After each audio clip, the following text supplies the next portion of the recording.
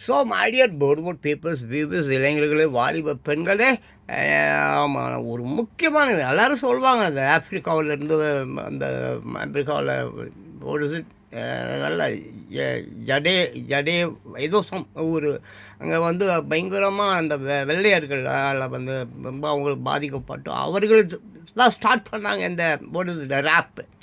அங்கேருந்து தொடங்குறது கரெக்டாக எனக்கு சொல்ல தெரியல. பட் ஆனால் ஒன்று மட்டும் தெரிஞ்சுங்க, ரேப் மிக மிக பழது. எவ்வளோ ரொம்ப ரொம்ப பழசு ரேப். அதனால் வந்து ஆமாம், வார்த்தை உரைநடையில் பாடுறத நம்ம ரேப் சொல்கிறோம். உரைநடை மீன்ஸ் அதான் புரியுது இல்லைங்களா? வந்தது சென்றது போனது இந்தது டிஆரை விட்டா சபையாக பாடுவார். ஆமாம், அதுதான் ரேப். ஓகே, ஸோ அந்த தம்பி வந்து அதாவது அந்த தம்பி இல்லை, உலகத்தில் ஜான் லேனன், எல்விஸ் பிரிஸ்லி எல்லாரையும் சுட்டு கொண்டுட்டாங்க. மேடை பாடல்கிறவர்கள்லாம் அதிபர்கள் அமெரிக்கா எடுத்துக்கிட்டிங்கனாக்கா இப்போ 256 இவர் கூட யார், ஜான் டொனால்ட் ட்ரம்ப், அவர் கூட புரட்சிக்காரர் தான்.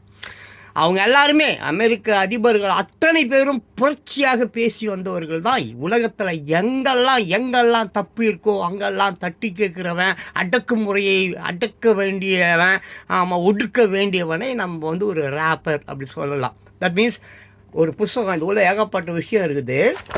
ஆனால் அந்த அட்டை இருக்குதுல்ல, ரேப்பர் சில விஷயத்துலலாம் அப்படியே சுருட்டி கொடுப்பாங்க.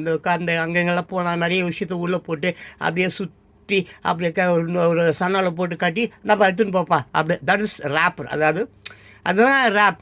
எல்லா விஷயத்தையும் உள் அடக்கி கொண்டு வந்து அதை பாடலாக பாடி மக்கள் கிட்ட கொண்டு போய் சேர்ப்பது தான் ரேப்பு. அடுத்த வீடியோவில் பார்ப்போம்.